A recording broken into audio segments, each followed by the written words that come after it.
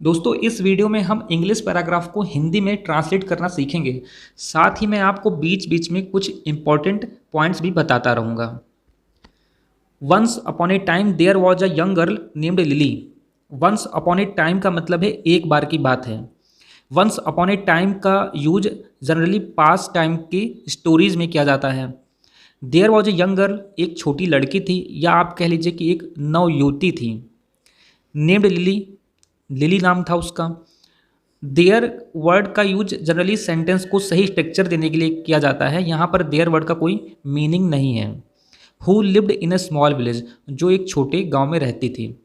Who word का use अगर sentence के बीच में हो रहा है और लास्ट में फुल स्टॉप लगा है तो वहाँ पर हु का मतलब जो होता है।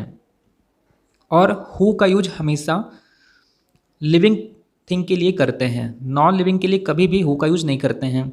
तो सेंटेंस के बीच में क्योंकि हु का यूज किया गया है और विलेज के बाद फुल स्टॉप है, इसलिए यहाँ पर हु का मतलब जो है। पूरे पैराग्राफ का जो पहला सेंटेंस है उसका अर्थ हुआ कि एक बार की बात है, एक छोटी लड़की थी, उसका नाम लिली था, जो एक छोटे गांव में रहती थी। Lily was a very cheerful, cheerful means हंसमुख, लिली हंसमुख स्वभाव की थी। एंड हैप्पी गर्ल, और खुश लड़की थी। लिली हंसमुख स्वभाव की या लिली हंसमुख और खुश लड़की थी। बट वन डे, लेकिन एक दिन, एवरीथिंग चेंज्ड, एक दिन सब कुछ बदल गया। चेंज में ईडी लगा है, इसका मतलब ये पास्ट इंडेफिनिट का सेंटेंस है। और जब भी वर्ब में ईडी लगता है तो वो सेकंड फॉर्म हो जाती है और वहाँ पर अर्थ आ, ई, ए या इस तरह से लास्ट में निकलने लगता है। तो एवरीथिंग चेंज्ड, सब कुछ बदल गया, यहाँ पर लास्ट में या अर्थ निकला। हर मदर फेल इल, उसकी माँ बीमार पड़ गई, उसकी माँ बीमार पड़ गई। फॉल का सेकंड फॉर्म फेल होता है।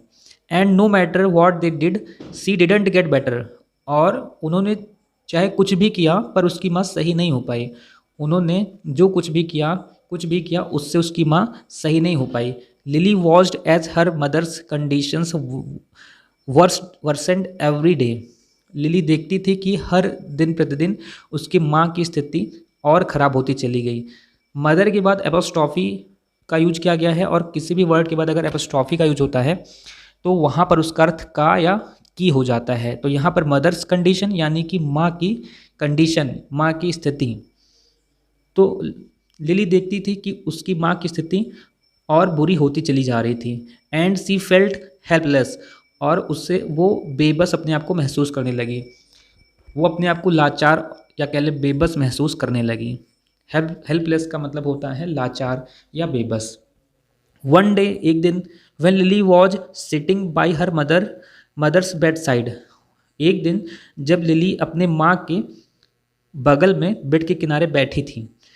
वेन का मतलब जब होता है, अगर सेंटेंस के बीच में वेन का यूज किया गया हो तो उसका मतलब जब होता है, और अगर सेंटेंस के शुरुआत में वेन का यूज किया गया हो और लास्ट में क्वेश्चन मार्क हो तो वहाँ पर वेन का मतलब कब होता है। वेन लिली वॉज सिटिंग, जब लिली बैठी हुई थी, by her mother's bedside, अपने माँ के बेड के बगल में। यहाँ फिर देखिए मदर के बाद एपोस्ट्रॉफी का यूज हुआ है, इसका अर्थ यहाँ पर की है। मदर्स बेड साइड, माँ की बेड के किनारे, और बाई यहाँ पर प्रिपोजिशन है।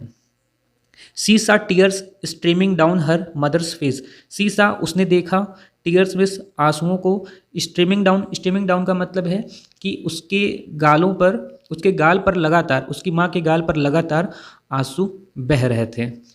तो स्ट्रीमिंग डाउन का मतलब है लगातार, धीरे धीरे, जब कंटिन्यूसली आंसू बहता है तो स्ट्रीमिंग डाउन कहते हैं। तो उसकी माँ के गाल पे लगातार आंसू बह रहे थे।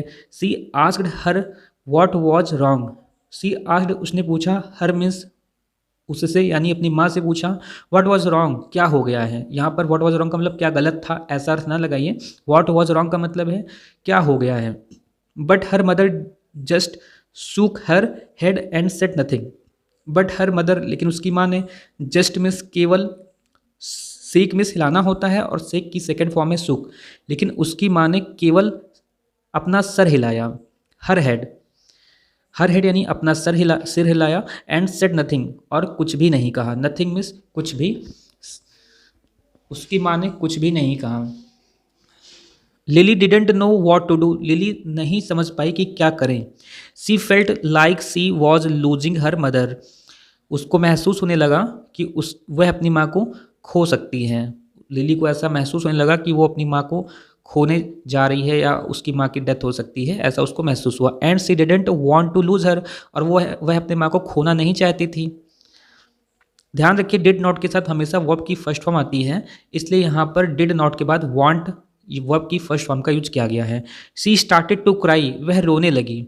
सी स्टार्टेड टू क्राई, वह रोने लगी। And her tears fell on to her mother's hand, और लिली के आंसू उसकी माँ के हाथ पर आकर के गिर पड़े।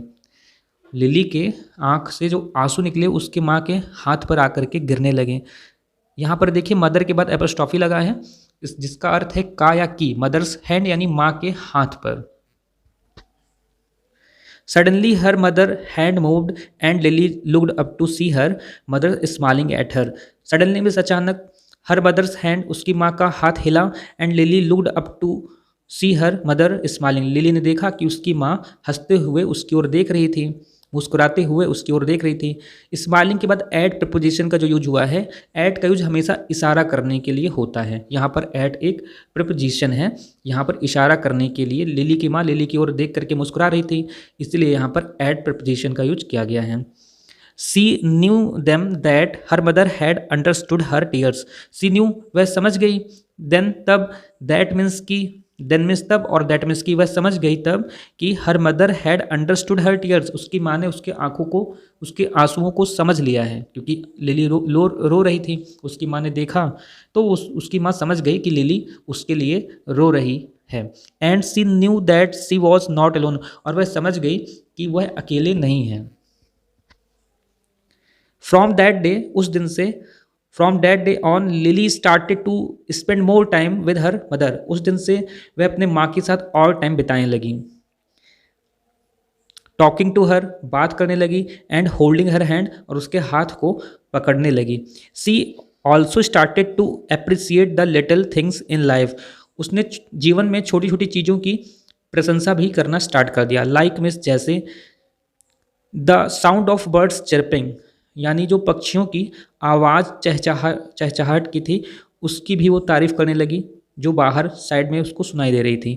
The warmth of the sun on her face, चेहरे पर पड़ने वाला सूर्य के प्रकाश, भगवान का बनाया हुआ, ये सब जो नेचुरल चीज़ें हैं उन सभी चीज़ों में भी वो प्रशंसा करने लगी, उन सभी चीज़ों की वो तारीफ़ करने लगी, क्योंकि उसने जीवन में हर एक छोटी छोटी चीज़ का महत्व समझ लिया था।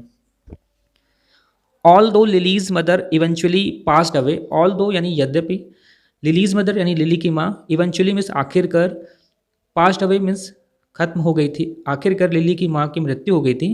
लिली न्यू, लिली जानती थी that she would always hold a special place in her heart, Lily जानती थी कि उसके माँ का स्थान हमेशा उसके हार्ट यानी हृदय में बना रहेगा।